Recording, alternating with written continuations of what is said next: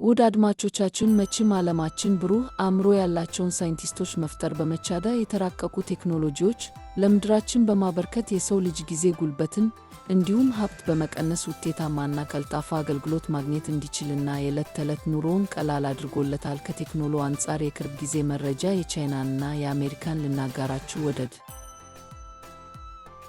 የቻይኛ የአይ ቻትቦት ዲፕሲክ መነሳት ዓለምን በማዕበል ወስዷል፣ ግን የሰፋው አዝማሚያ አካል ነው። የቻይና መተግበሪያዎች በዓለም ዙሪያ ገበታዎችን እያሳደጉ ነው። ጥቂቶቹን ለመጥቀስ ቲክቶክ፣ ካፕከት፣ ዚን እና ታይሙ የሚጠቀሱ ሲሆን እና በስልኮቻችን ላይ ብቻ የምንጠቀማቸውን አይደለም። ለዓለም ቻይና ያስተዋወቀችው ቻይና በሌሎች በርካታ የቴክኖሎጂ ዘርፎች የበላይ የሆነች ነው። መኪናዎችን ተመልከት። እንደ ቢአይዲ ያሉ የኤሌክትሪክ መኪና ሰሪዎችን በማግኘቱ ከማንኛውም ሀገር በበለጠ በመሸጥ የቀደመውን የሞተር መዘዋወር ማዕከላት አልፏል። ይህ ስኬት ብዙ የሚገኘው ቻይና በአሁኑ ጊዜ በዓለም ትልቁ ባትሪ ሰሪ በመሆኗ ነው እና የፀሐይ ፓነሎች ከ80 እስከ 95 በመቶ ለሚገመተው የዓለም የአቅርቦት ሰንሰለት ተጠያቂ ቻይና ነች። ኤኤአ በ2028 60 በመቶ የዓለም ታዳሽ ኃይል በቻይና እንደሚመነጭ ተንብሏል። በድሮኖች ውስጥም ቻይና ሰማያትን ትገዛለች። በሚቀጥለው ጊዜ ያንን ከጭንቅላቱ በላይ ጽቢት ሲሰሙ በኬንዘን ከተማ የተሠራ ዲዛይ ሰው አልባ አውሮፕላን የመሆን ዕድሉ 70 በመቶ ነው። ከዓለማችን 10 ምርጥ ሰው አልባ አውሮፕላኖች 3ቱ ቻይናውያን ናቸው። በመጪው የኳንተም ኮምፒውተሮች ዓለም የቻይና ሳይንቲስቶች ከኳንተም ጋር የተገናኙ የምርምር ወረቀቶችን ከማንኛውም ሀገር በበለጠ በየዓመቱ ያሳትማል እና በአንዳንድ የኳንተም ኮምፒውቲንግ ልማት ዘርፎች ከአጠቃላይ መሪዎች ዩኤስ ቀድመዋል እና በኤአይ ውስጥ ተመሳሳይ ምስል ነው። የቻይና ኤአይ ኩባንያዎች ከየትኛውም ሀገር የበለጠ የባለቤትነት መብትን ይሰጣሉ እና የዲፕሲክ መነሳት የበላይ የሆኑትን የአሜሪካ ግዙፍ ኩባንያዎችን በምርቶች መገዳደር እንደሚችል ያሳያል። ታዲያ ቻይና ይህን ሁሉ እንዴት አድርጋለች? ደህና፣ ሁሉም የረጅም ጊዜ ዕቅድ አካል ነው። ኤኤአ በ2015 የቻይና መንግሥት በቻይና ሜድን ቻይና 2025 የተሰኘ ትልቅ ፕሮጀክት አውጥቶ ነበር። የዓለም ዝቅተኛ ዋጋ ፋብሪካ ከመሆን ራሱን የቻለ የቴክኖሎጂ አቅርቦት ሰንሰለት ኃላፊነት ወዳለው ዓለም አቀፍ የቴክኖሎጂ መሪ ለመሸጋገር ፈልጎ ነበር። በቻይና 2025 የተሠራ በእኔ አስተያየት በአብዛኛው የተሳካ ነበር። ስለዚህ እንደ ቻይና ባሉ ብዙ ኢንዱስትሪዎች ውስጥ ግንባር ቀደም ደረጃውን የጠበቀ እና በአንዳንድ ኢንዱስትሪዎች ቻይና እንኳን በመኪኖች እና በ5ጂዎች ባትሪዎች የፀሐይ ኃይሎች ውስጥ ትመራለች። አሁን በኤአይ ጂአይ ከተጫዋቾች መካከል አንጋ ሆናለች። ከ10 ኢላማ ቴክኖሎጂዎች ውስጥ ዕቅዱ ከ250 በላይ ሚኒ ግቦችን ያወጣ ሲሆን ከደቡብ ቻይና ሞርኒንግ ፖስት በቀረበው ትንታኔ 86 በመቶ የሚሆኑት ምልክት የተደረገባቸው ናቸው። እንደ ኤሌክትሪክ ተሽከርካሪዎች እና ታዳሽ ኃይል ምርት ያሉ አንዳንድ ኢላማዎች ከታቀደው እጅግ አልፈዋል። ደቡብ ቻይና ሞርኒንግ ፖስት አንዳንድ ጊዜ ለቻይና ደጋፊ ነው ተብሎ ይከሰሳል፣ ነገር ግን በቻይና 2025 የተሠራው በሌሎች በርካታ። ታዲያ ቻይና እንዴት አድርገዋለች?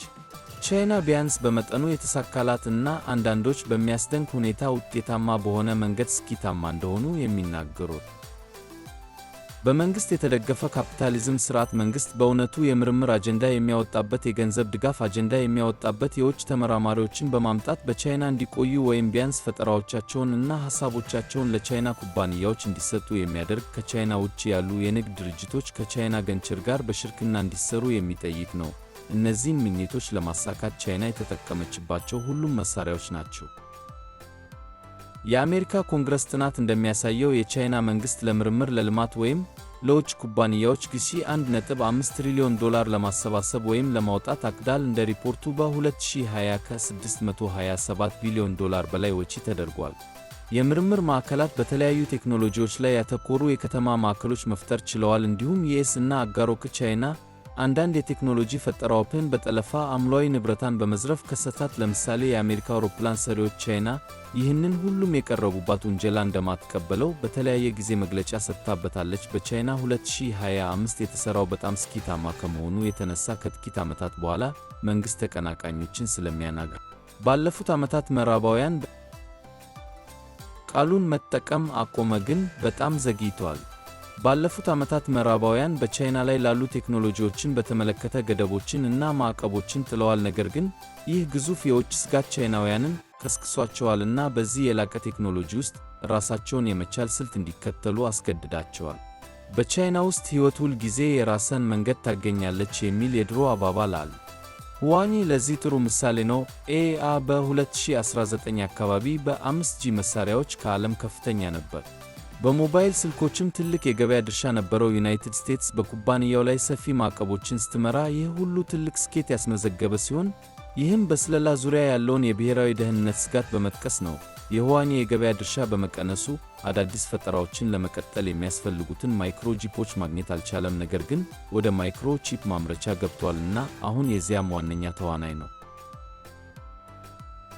እንደ አውሮፓ አቆጣጠር በ2023 ሌላው ዓለም ለኩባንያው ወይም ለአገሪቱ ይቻላል ብሎ ካሰበው በላይ ማይክሮቺፕ ያለው ስልክ ለቋል። በቫይራል አዲስ ቻትቦት ዲፕሲክ ተመሳሳይ ሁኔታ ተከስቷል። ኩባንያው ሞዴሎቹን ለማሰልጠን በጣም ኃይለኛ ዚፖችን ማግኘት አልቻልኩም ሲል ተናግሯል።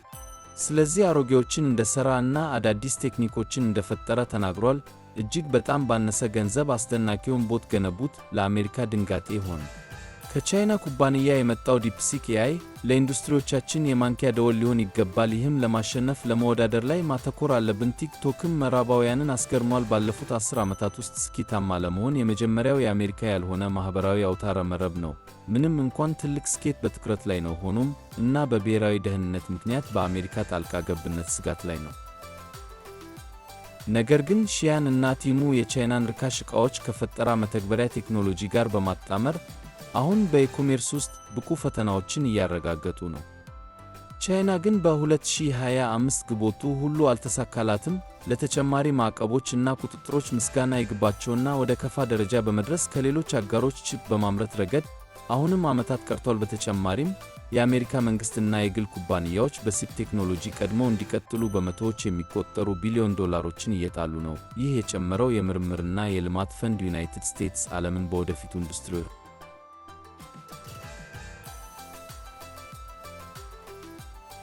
ኢንዱስትሪዎች እንደምትመራ ለማረጋገጥ ነው። እና በጥር ወር ዩኤስ ለኤአይ መሠረተ ልማት $500 ቢሊዮን ለማፍሰስ ከቴክኖሎጂ ግዙፍ ኩባንያዎች ቁርጠኝነትን አከበረ። እና ሁሉም እዚህ አሜሪካ ውስጥ እየተካሄደ ነው። እንደ ጀርመን እና ጃፓን ያሉ ሌሎች በኢንዱስትሪ የበለጸጉ አገሮችም እንዲሁ የጸረ ዕቅዶችን ጀምረዋል። ነገር ግን አዲስ ከፍተኛ የቴክኖሎጂ መሪ እንደ ትልቅ ምኞት፣ ትልቅ ኪስ እና ብዙ ትዕግሥት ይዞ እንደመጣ ምንም ጥርጥር የለውም።